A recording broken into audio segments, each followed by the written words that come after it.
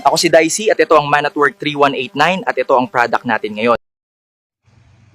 Ang product po natin ngayon ay Brudo BTS 1938.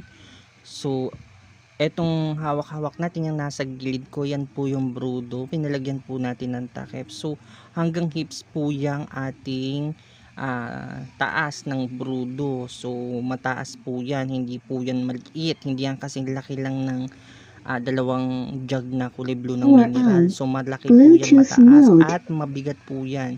Yan napapansin nyo, yan po yung ilaw, yan po yung screen ng ating harap ng ating speaker, no.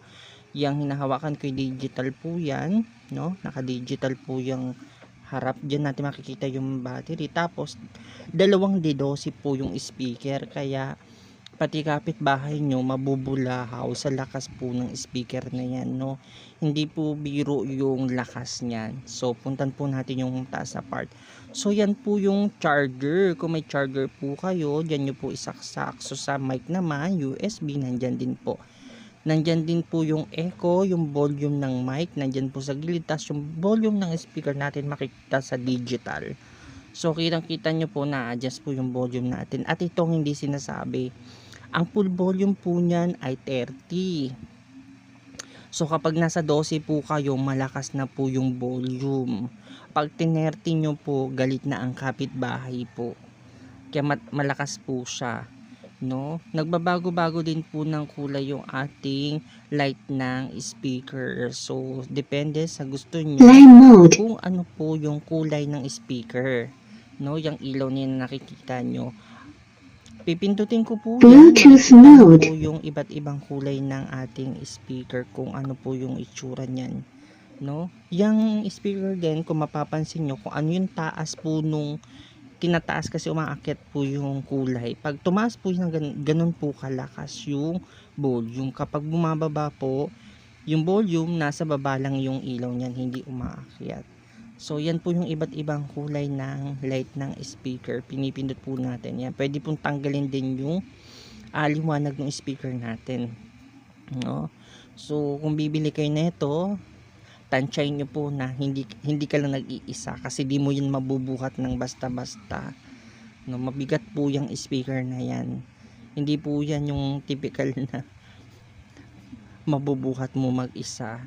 Pwedeng mahatak mo yan kung walang karton, pero kung naka-karton po yan, mabigat po. Ito po yung mic natin. Yung mic po na include niyan, isa pong wireless ang hawak ko, tsaka isa pong may wire na nakatago. Parehas po maganda, no? Maganda po yung mic. Ayan po yung mic natin na hawak, is nagko-convert po, gumaganda din po yung boses natin dyan sa mic natin. Parang may equalizer na ewan. So parang magic mic din po yung tema ng mic niyan. Kaya sobrang ganda. 2, 3, no? 4. Mic check. So dito sa part na po ito, iti-testing ko po yung lakas ng mic natin, kung gaano po kalakas yung volume niyan. So pakinggan nyo po yung lakas nung volume ng mic, para malaman nyo din na nagsasabi ako ng kung totoo hindi. Hello. Mic check 1, 2. Mic check 1, 2. Reverberation sound. Mic check 1, 2. Male to female. Mic check 1, 2. The demo's voice. Mic check 1, 2, 3. Baby voice.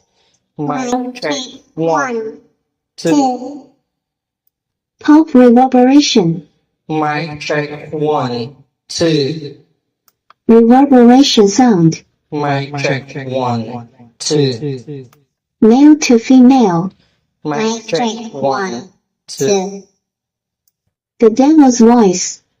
Check, Baby voice. check. Pulp reverberation. Hello, hello. So, ayun.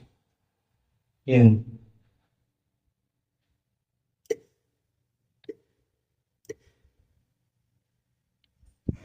So, ganun po siya kalakas. Napansin nyo, hanggang 13 lang yung volume ng mic. Pero pwede pa po siyang taasan, pwede pa pong lakasan. So, pinipindot lang ng madiin yung button ng mic para mag-off at mag-on.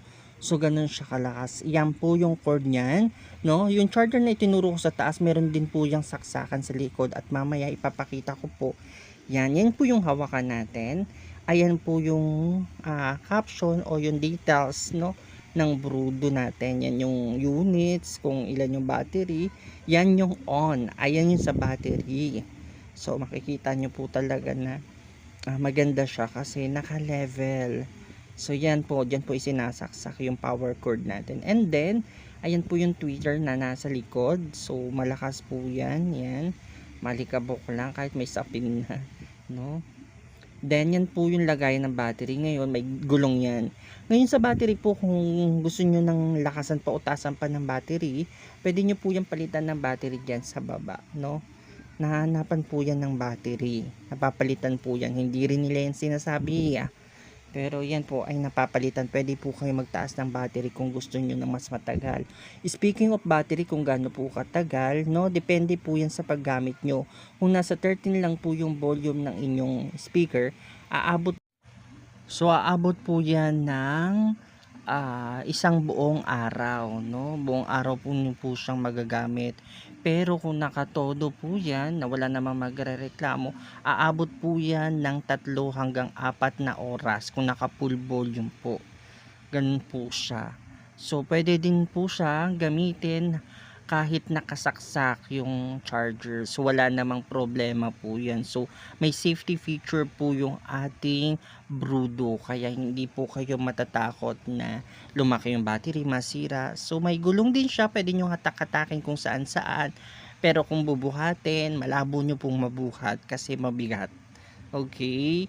Hindi po siya magana. Ako na po nagsasabi sa inyo, kung bibili kayo o order na lang po kayo para safe pong dumating, no? Kapag ka-deliver naman po yan, malaking sasakyan po na ang dadalhin po sa inyo, hindi po yung nakamotor o yung motor kadalasan ang ginagamit.